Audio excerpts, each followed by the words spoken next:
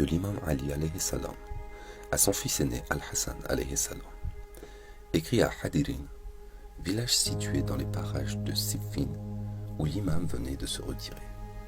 D'un père appelé à disparaître, dont la vie est limitée dans le temps et qui est même au crépuscule de la vie, qui se résigne au destin, vivant déjà parmi les morts et qui demain devra quitter ce monde.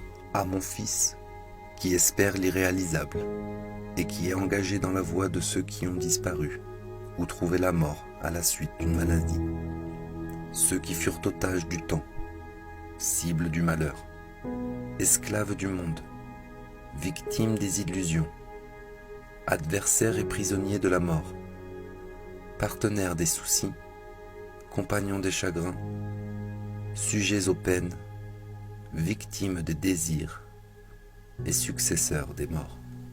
Ce que j'ai appris de ce monde qui me tourne le dos, des temps qui me sont hostiles, de la fin qui s'approche de moi, tout cela me permet de ne pas parler d'autrui et de ne plus me soucier que de ce qui m'attend. Mes soucis sont tels qu'ils m'ont détourné des soucis des autres, ont accaparé ma pensée, éloigné de moi les désirs. Ils m'ont éclairé sur moi-même, m'ont conduit à un sérieux qui n'admet pas de légèreté, ainsi qu'à une sincérité exempte de mensonges. Cependant, je me retrouve partiellement en toi, ou bien même, je me vois tout en toi, au point que si quelque chose te touche, je me sens personnellement touché, et que si la mort t'atteint, je la sentirai m'atteindre. Je me préoccupe de ce qui peut t'arriver, comme une affaire personnelle. Je t'adresse cette missive pour te servir de guide, que je sois vivant ou mort. Je te recommande de craindre humblement Dieu, de te conformer à ses ordres, de l'invoquer constamment, de t'attacher pleinement à lui. Quel attachement serait plus bénéfique pour toi que celui que tu établirais avec Dieu? Vivifie ton âme par la morale, étouffe tes désirs par la tempérance, fortifie ta foi par la certitude, embellis ton être par la sagesse, humilie-le par le souvenir de la mort, rends-le certain de sa mort. Éclaire-le sur les malheurs de ce monde, mets-le en garde contre le retournement du sort et les vicissitudes du temps. Expose-lui les raisons du passé et rappelle-lui ce qui est arrivé aux générations passées. Circule dans leurs demeures et vestiges. Observe ce que les peuples d'antan ont fait, les raisons de leur disparition, ce qu'ils sont devenus et où ils reposent. Tu remarqueras qu'ils se sont séparés de leurs amis et que dans peu de temps, tu seras parmi eux. Sois toujours noble de sentiments. Ne troque pas l'autre monde contre celui-ci. Évite de parler de ce que tu ignores, d'opiner sur ce dont tu n'es pas chargé. Évite de prendre une décision si tu en crains les conséquences, car il vaut mieux s'abstenir dans les cas douteux que de s'engager aveuglément. Ordonne le bien, et tu seras parmi les hommes de bien. Combat l'injustice par la parole et par les actes. Évite par ton action les injustices et mène au service de Dieu un combat réel. Qu'aucune critique ne t'arrête.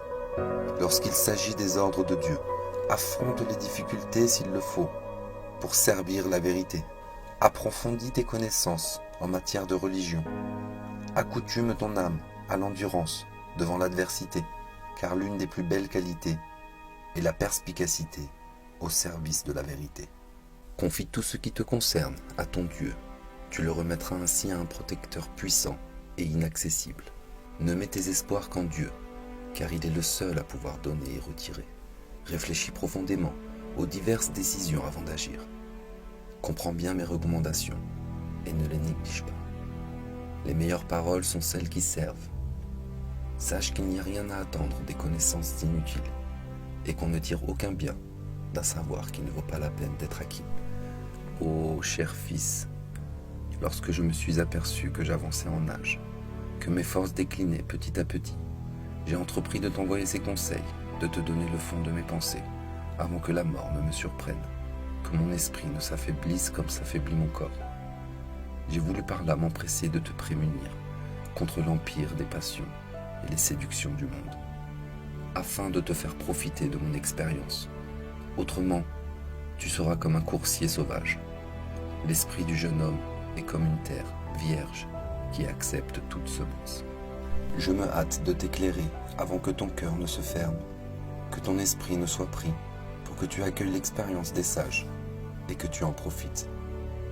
Tu auras ainsi acquis provision de savoir et tu te seras épargné les expériences vécues. Tu profiteras des leçons que nous avons tirées de nos épreuves et ce qui était pour nous plus ou moins obscur deviendra clair pour toi. Ô mon fils, bien que je n'ai pas atteint l'âge de ceux qui m'ont précédé, j'ai néanmoins étudié leurs actes, médité leurs histoires et suivi leurs traces jusqu'à devenir comme l'un d'eux.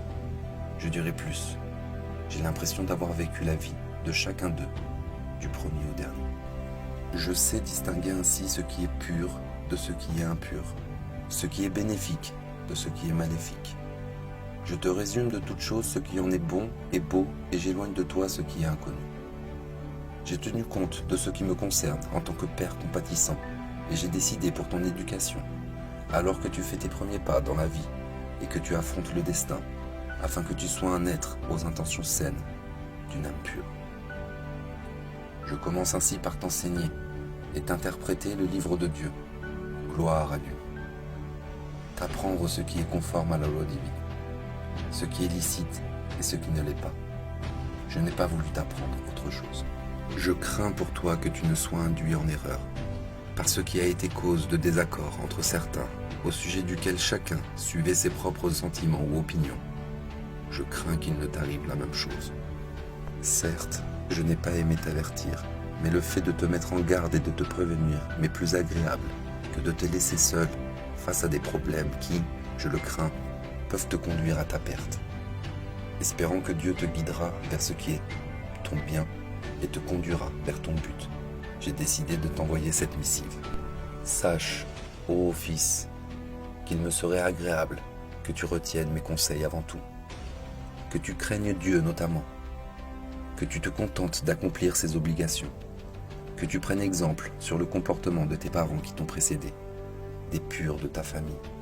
Ils ont toujours réfléchi comme tu réfléchis, pensé comme tu penses, ce qui les a amenés à agir selon ce qu'ils pensent être bon, à ne pas se charger de ce qui ne leur a pas été confié. Si tu n'acceptes pas d'agir sans avoir acquis le même degré de connaissance, que cela se fasse à bon escient, non en retenant ce qui est équivoque et qui alimente la discorde. Commence avant tout par demander l'aide de Dieu et désirer son accord pour éviter ce qui peut t'amener au sujet confus ou à l'erreur. Lorsque tu sentiras que ton cœur est devenu pur et qu'il s'humilie devant Dieu, que tes pensées sont devenues claires et que ton unique préoccupation est la foi, alors médite ce que je t'avance. Et si cela ne te fait pas plaisir, ou est en désaccord avec ton opinion et ton désir, c'est que tu te débats dans l'erreur et tu t'enlises dans l'obscurité. On ne cherche point la religion quand on embrouille et amalgame. Éviter cela conviendrait mieux. Médite bien, mon fils, mes conseils. Sache que le maître de la mort est aussi le maître de la vie, que le Créateur est également celui qui fait mourir, que celui qui anéantit est celui qui ressuscite, que celui qui nous éprouve est celui qui pardonne, que ce monde ne peut être que comme l'a conçu Dieu, avec les bienfaits, les épreuves et les récompenses en l'au-delà, avec ce que le Seigneur veut et ce que tu ignores. Si tu n'arrives pas à comprendre une affaire, mets-la au compte de ton ignorance, car tu as été créé ignorant, puis tu as appris. Combien de choses tu ignores qui te laissent déconcerté, que ton esprit n'arrive pas à saisir, mais que tu comprendras plus tard. Attache-toi à celui qui t'a créé, qui t'a donné les biens et qui t'a perfectionné. Que toute ton adoration soit portée vers lui, ainsi que tes espoirs et tes craintes. Sache, mon fils, que personne ne pouvait savoir sur Dieu comme le savait le prophète. Prends-le comme guide, comme conseiller pour arriver au salut. Je ne serai pas avare de conseils, car tu ne peux être aussi clairvoyant par ton bien, même si tu fais des efforts, comme je le suis pour toi. Sache, mon fils, que s'il y avait un associé à Dieu, cet associé nous aurait envoyé ses prophètes. On aurait vu les épreuves de son royaume et de sa puissance, et on aurait connu ses actes et ses attributs. Mais Dieu est unique, comme il s'est décrit lui-même. Personne ne le contrecarre dans son empire. Il n'a point de fin, et il continue au-delà du temps et de l'espace. Il est le premier sans qu'il y ait eu de commencement, le dernier sans qu'il y ait eu de fin. Sa divinité est trop grande pour être cernée par les sentiments ou la vue et être ainsi prouvée. Si tu es convaincu de cela, agis comme il sied à un homme de ta classe d'agir, malgré tes moyens limités. Ton peu de pouvoir, le poids de ton impuissance et l'immense besoin de Dieu que tu as dans la recherche de son obéissance, la crainte de son châtiment, la peur de son courroux, il ne t'ordonne que ce qui est bon et ne t'interdit que ce qui est mauvais. Mon fils, je t'ai informé sur ce monde et son état, sa disparition et sa transformation. Je t'ai renseigné sur l'autre monde et ce qui est promis à ceux qui y seront. Sur les deux, je t'ai donné des exemples, afin que tu les médites et que tu en tires d'autres exemples. Ceux qui veulent connaître ce monde sont comme des voyageurs qui seraient arrivés à un lieu stérile et désertique. Puis, se seraient dirigés vers un autre lieu verdoyant et herbu. Ils ont supporté les peines de la route, la séparation d'avec l'ami, la dureté du voyage, la grossièreté des aliments, afin de parvenir à la tranquillité chez eux, en leur demeure. Ils n'ont plus alors à subir des souffrances, et les efforts fournis leur paraissent dérisoires. Rien n'est aussi agréable pour eux que d'être chez eux et d'être proche des leurs. Ceux qui sont les dupes de ce monde ressemblent à des gens qui habitaient une région prospère et qui se retrouvent dans une autre aride. Rien n'est aussi détestable pour eux, ni aussi pénible que la séparation d'avec le pays où ils étaient, jusqu'au jour où ils y seront conduits. Déteste pour ta personne ce que tu détestes chez les autres. Accepte des gens ce que tu voudrais qu'ils acceptent de toi. Ne parle pas de ce que tu ne sais pas, ou que tu ne sais que partiellement. Et ne dis pas ce que tu n'aimerais pas que l'on te dise. Apprends que la vanité fausse le jugement et égare les esprits. Que ton activité soit pour te rapprocher de Dieu. Ne thésaurise pas l'argent pour tes héritiers. Et si tu es bien dirigé vers ton but, sois le plus possible humble envers ton Créateur. Sache que tu as devant toi une longue route, des peines terribles, que tu ne peux t'empêcher de regarder les choses sous leur vrai visage et d'accumuler le plus de provisions de voyage possible tout en portant la plus légère charge. Ne porte pas sur ton dos plus que tu ne peux supporter. Ce poids serait pour toi un danger. Si tu trouves des gens dans le besoin qui peuvent porter pour toi ton fardeau pour l'autre monde et te le remettre alors que tu en auras bien besoin, fais-le leur porter. Donne-leur le plus possible, tant que tu es en mesure de le faire. Il se peut qu'un jour, tu ne les trouves pas. Saisis l'occasion de donner à qui te le demande, tant que tu es riche. Tu retrouveras ceci à un moment difficile. Apprends que tu as devant toi une pente abrupte. Le plus léger y est plus à l'aise que le plus chargé. Celui qui y traîne est dans une plus mauvaise situation que celui qui est rapide, et elle te conduira sans aucun doute, ou bien vers le paradis, ou bien vers l'enfer. Fais donc des provisions avant le grand voyage, et aplanis le chemin avant ta fin. Il n'y a plus rien à faire après la mort, et personne ne peut revenir sur terre. Apprends que celui qui dispose des biens de la terre et des cieux t'a permis de le solliciter. Il s'est engagé à te répondre. Il t'a ordonné de lui demander afin qu'il t'accorde, de souhaiter sa bonté afin qu'il t'en couvre. Il n'a rien mis entre toi et lui qui peut te cacher à lui, et ne t'oblige pas à avoir recours à quelqu'un qui intercéderait pour toi. Il ne t'empêche pas, après la faute, de te repentir. Dieu ne se hâte pas de te punir et ne te fait pas de reproches si tu reviens à lui. Ne t'humilie pas alors que tu le mérites. Il n'est pas non plus trop exigeant pour refuser ton repentir. Il ne discute pas ta faute et ne te retire pas sa miséricorde. Au contraire, lors de ton retour, il transforme ta faute en bonne action. Il comptera ta faute une unité et ta bonne action 10. Il t'ouvre la porte du repentir et celle du regret. Que tu l'appelles à haute voix, il t'entend. Il te répond si tu te confies à lui. Révèle-lui tes besoins, décris-lui ton état, expose-lui tes griefs, implore son secours, et prie-le de t'ouvrir les trésors de son immense bonté, que nul autre que lui ne peut offrir, soit pour allonger la vie, soit pour avoir un corps sain, soit pour avoir une aisance matérielle. Dieu mit les clés de ces trésors entre tes mains pour te permettre d'en user dans la mesure de tes besoins. À tout moment, tu peux les utiliser par la prière et ainsi ouvrir les portes de sa grâce, faire pleuvoir sa bonté. Ne désespère pas quand la réponse se fait attendre.